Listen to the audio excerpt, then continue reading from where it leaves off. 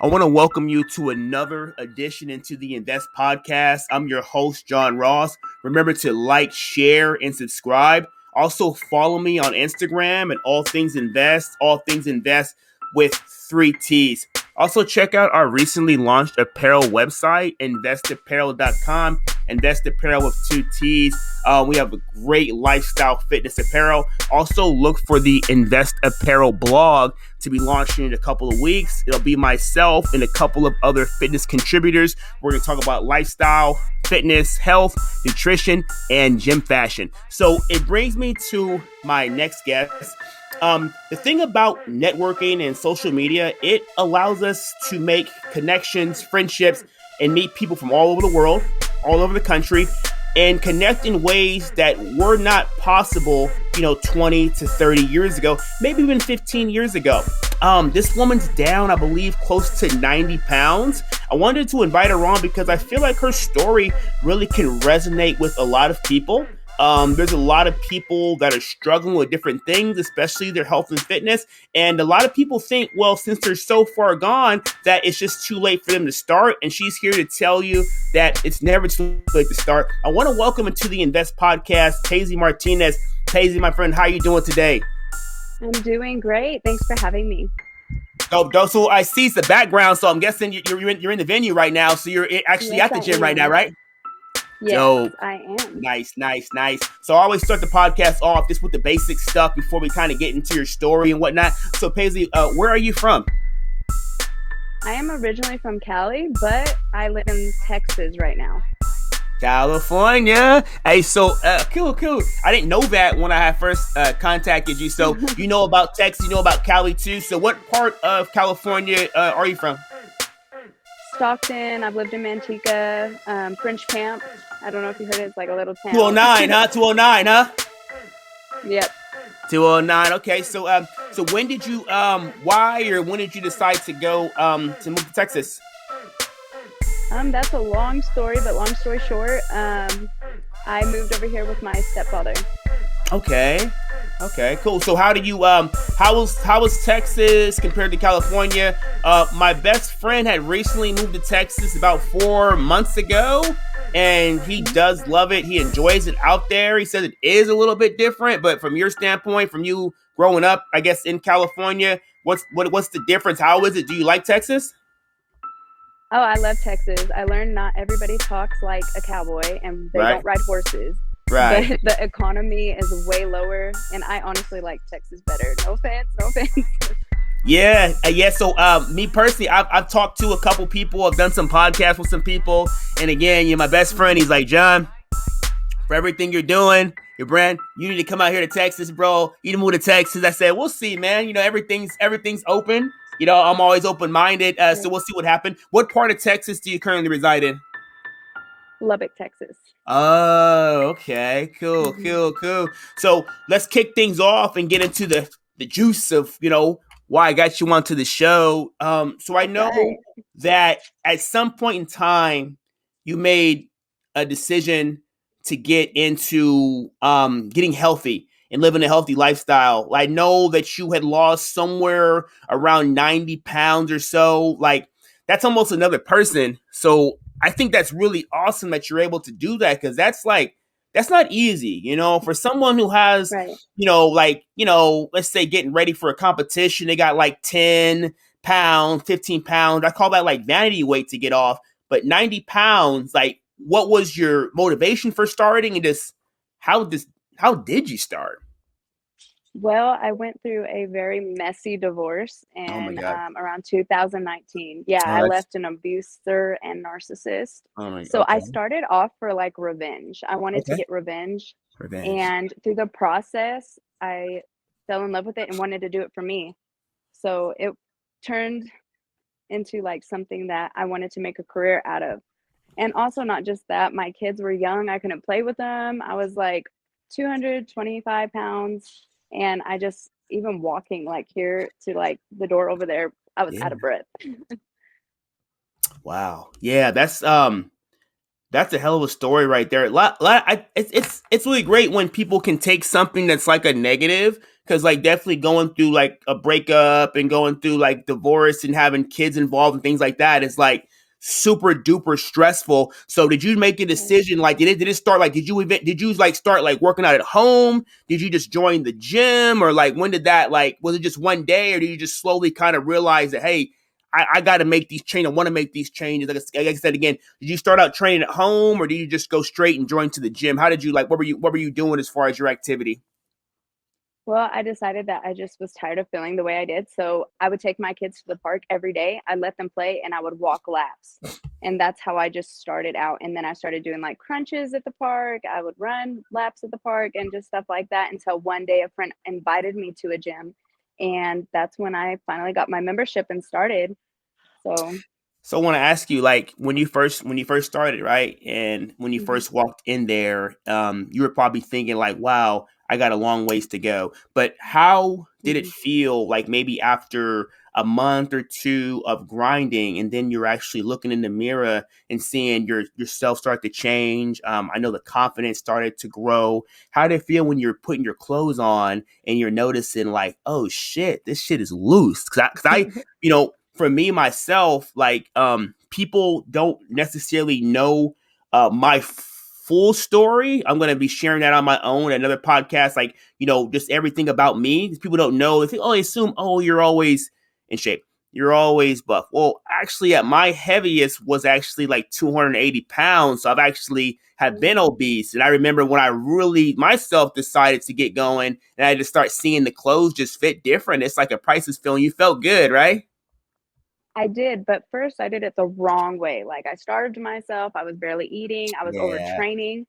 So Yeah. like I kind of backtracked and I quit a little bit and I ended up gaining weight back. So Yeah. like during when the pandemic hit, I just was like, I'm not going to do it no more. So my progress mainly has been in the last like probably 9 to 12 months. Yeah. So, Let's talk a little bit about that and the rebound effect. So with me myself, being a trainer and having experience, I've worked with a bunch of different clients. The mhm, biggest issue I feel with people doing what you did, as far as doing it the wrong way, as far as like starving yourself, just these mhm, crazy restricted diets, is the problem with that is it's just not realistic and it's not sustainable. right, So like what I try to like preach to people and talk to people about is like, this ain't like a sprint. Like everyone's trying to right, get there really fast. It's like a marathon. So you have to really educate yourself and really learn about the right way and a sensible way to go about it. Because I know in general, starvation in the beginning, you can lose weight, but like eventually the body kind of catches on, your metabolism slows down. And then, of course, you're not going to mhm, starve yourself forever. And then you have been so right, starved for so long, you start eating like the fucking Cookie Monster. So let's just talk about right. like, yeah. So like when you went about it this next time, just kind of educating yourself about it. Did you read more like articles on it? Did you take like a course on it? I know you got certified as a trainer at some point in time. How did you decide that, hey, this time is I need to do it differently? I need to like approach this like in a more smart way, because most people, the average person who starts out on a weight loss journey, they start the way that you start. And I've actually done that Mhm. before earlier on in my life, of like starving myself, and I lost weight, but I gained it back because it just wasn't sustainable. So what changed to make you do it this way this time? Because you basically wanted a good outcome, but you had a different recipe this time. How'd you get that recipe? Right. So when I started back in the gym, once the like gyms reopened after the pandemic, I started doing the same thing until when I started taking the CrossFit classes, I was getting Yeah. hungry, I was getting fatigued, and I was facing some real health issues. I was Okay. getting really like I got down to probably 115, 120 pounds. Oh I wow. looked very sick. Right. And so I had to learn to train my body to grow the weight properly, Right. because like eating orders, body dysmorphia, and all of that really messes with you. So I did do research and then I decided to take my CPT and learn about that. So I tell people that when you are technically claiming it as a diet or something, diets end. That Right. comes to like an end. This is a Over. lifestyle. You know what I'm saying? So me, I don't restrict. I just it just depends on my goal, whether you're bulking, you're cutting, you want to maintain, you want to recomp. and stuff like that. So I basically continue to just do my research on what my goals are, and I don't punish my body for eating anymore. And I realize in the long run, it's so much more beneficial. I've actually lost weight eating more. Mm-hmm. It's about, Yeah. like, people think calorie deficits are about how little you can eat. It's not that. It's like a game of how much can you eat in this amount of calories, you know? So I always like to play with it. I like to see how much food I'm eating all day, you know? And I'm currently 130 pounds, but I'm in a cut, but I'm making some major progress.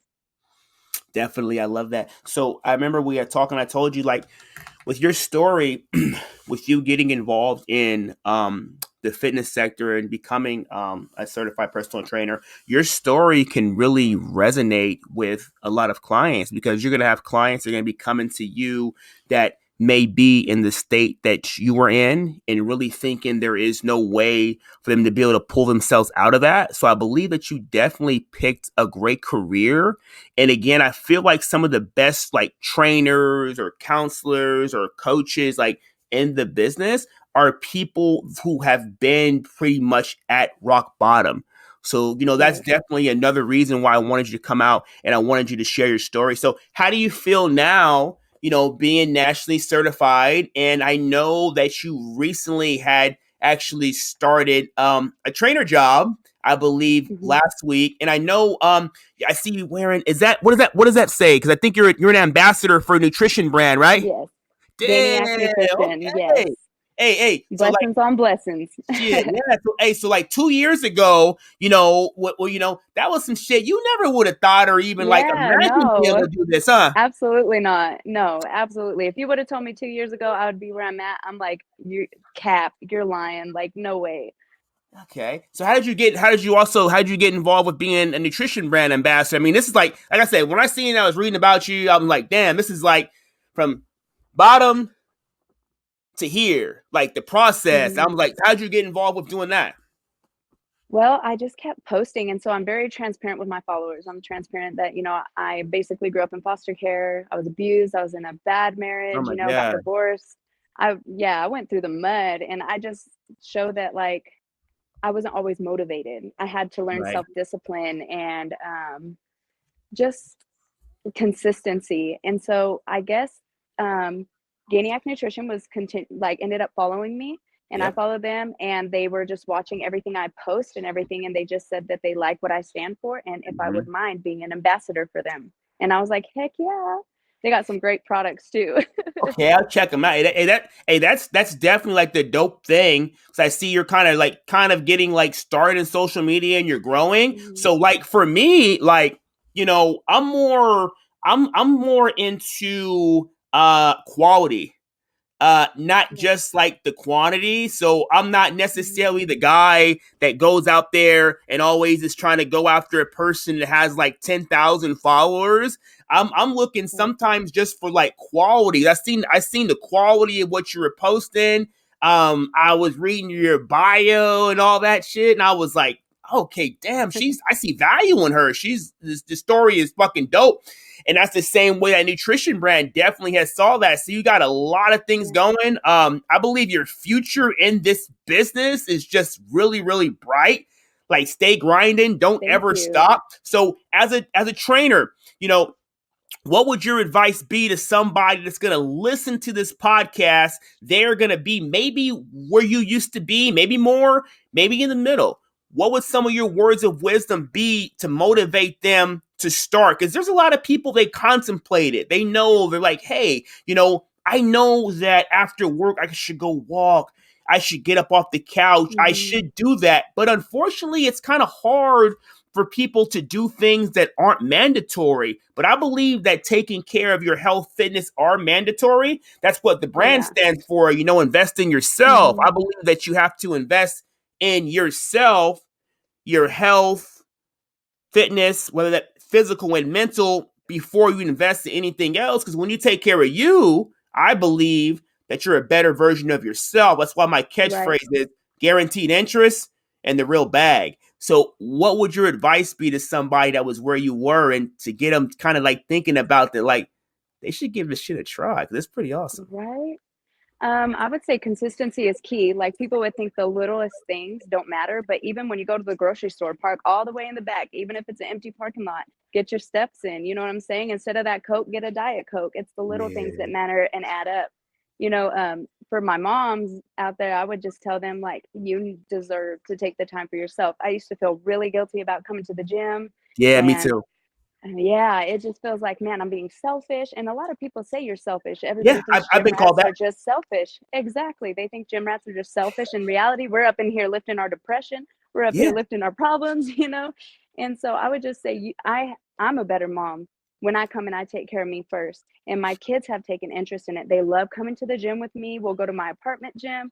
So it's the little things, and not just do it for you, but do it for like the people you love. So they're watching you. You know what I'm saying? Because I feel like no matter what I say on this podcast isn't going to be as effective as what I can do to show people through my actions, through Right. my fitness journey. It's not about the talk, it's about the walk. Yeah. And you're not going to see it. It's trial and error sometimes. So I would just say, if it's not working, try something different. Try to something different, because the worst thing that could happen is it not work, and then you have to switch it up. If you don't start, you're always going to be where you always been. Definitely. I love that. So I tell people this. Um, if you think it's selfish to not put into yourself and invest in yourself now, is that selfish to have to go to the doctor for ailments, care, prescription drugs, and Right, insulin, and the prescription drug prices and all that stuff are already sky high, so that's taxing right. on us, the taxpayers, and things of that nature. And most people's problems like high blood pressure, Mm-hmm. cholesterol, type 2 diabetes, those things, a lot of them actually come from people not putting into themselves, not Right, investing in yourself. So you have to ask yourself, what is really selfish? Not taking care of yourself now, or all the costs associated with caring for you later because you chose not to. So it's give or take. Like you're gonna pay yeah, at one point or the other. Like I said, if you don't have time now to exercise, make time to go to the doctor to fill your prescriptions later on. So Paisley, it's been awesome having you on the show. I look forward to getting you thank on in a you. couple of months. I want to hear more about your journey as a trainer, and For how you're sure. evolving. And I'm pretty sure you're going to be adding a lot of other certifications and credentials to your belt. And you're just getting For sure. started. So I'm really like amazed to see where you're going to go. I'm going to stay in touch. I'm going to continue to follow you. Keep dropping that dope content, and you motivate the Invest Nation. Enjoy the rest of your day. You too. Thanks. Awesome.